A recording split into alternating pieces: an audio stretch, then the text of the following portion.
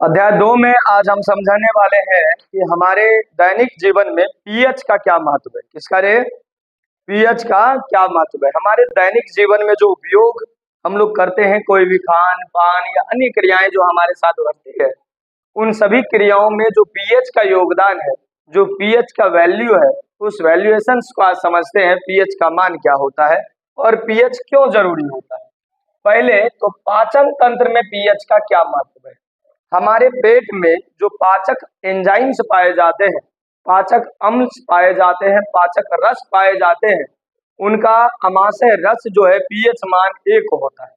अगर किसी कारणवश गर्म या मसालेदार तीखा भोजन करने से अम्लीय स्राव अगर बढ़ जाता है तो अधिक अम्लीयता होने के कारण पेट में जलन और गैस होने लगती है। तो पीएच का बहुत ज्यादा इफेक्ट होता है। पहला, पाचन तंत्र में ये सहायक होता है। हमारे पेट में HCl का पीएच मान हमेशा 1 होगा। अगर बढ़ता है तो गैस में जलन, पेट में जलन या फिर गैस खूब ज्यादा होती है। और कभी कभी थोड़े फुंसी भी अमाशय की दीवार में हो जाते हैं, जिसे अमाशय अल्सर कहा जाता है।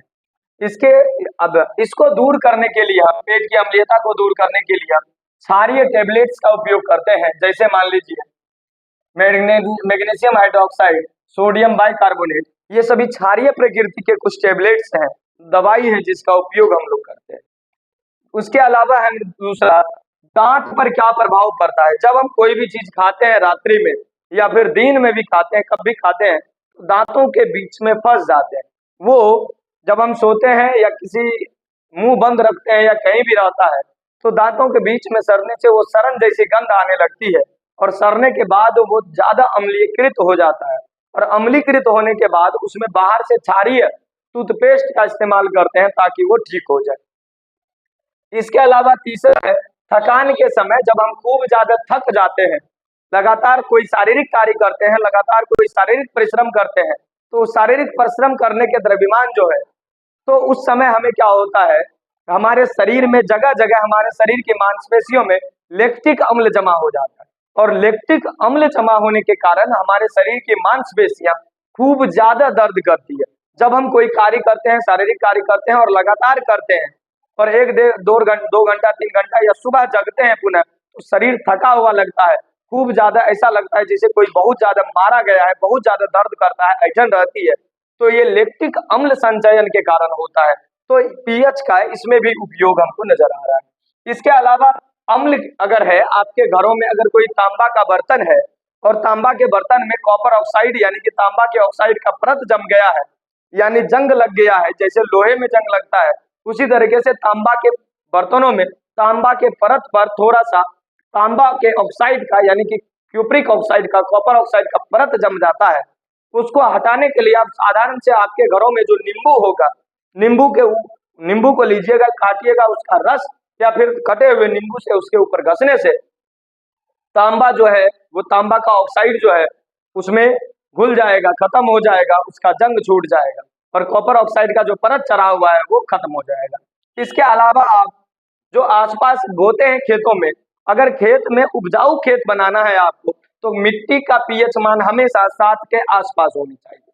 अगर किसी कारणवश मिट्टी का पीएच मान घट जाता है या फिर किसी कारणवश मिट्टी का पीएच मान बढ़ जाता है, तो उसमें अलग अलग तरीके से हम खाद और उर्वरक का प्रयोग करते हैं।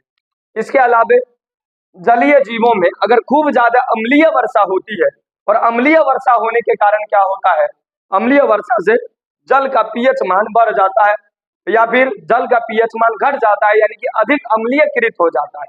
और अधिक अम्लीयकृत होने के कारण जो जलीय जीव है, जलीय जीव मछलियां या अन्य जलीय जीव, वो जो है घुटन महसूस करता है, जिससे उनकी मृत्यु भी हो जाती है।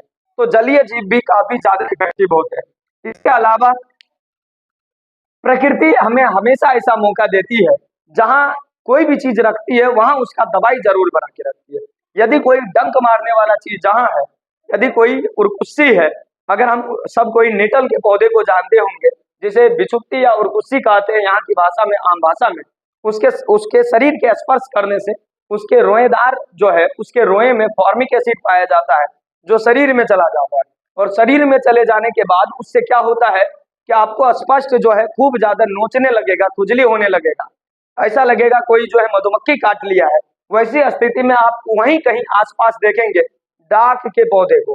डाक के पौधे को तोड़ने पर उनसे दूध जैसा स्राव निकलता है, दूध जैसा उत्सर्जी पदार्थ निकलता है, उसको लगा लेने से सारा जो है वो खत्म हो जाएगा।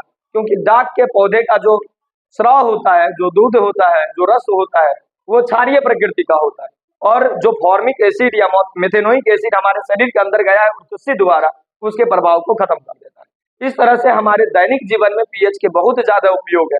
ये कभी कभी हमसे दीर्घ उत्तरीय प्रश्न में पूछ देता है दैनिक जीवन में पीएच के उपयोग लिखें। तो ये सारी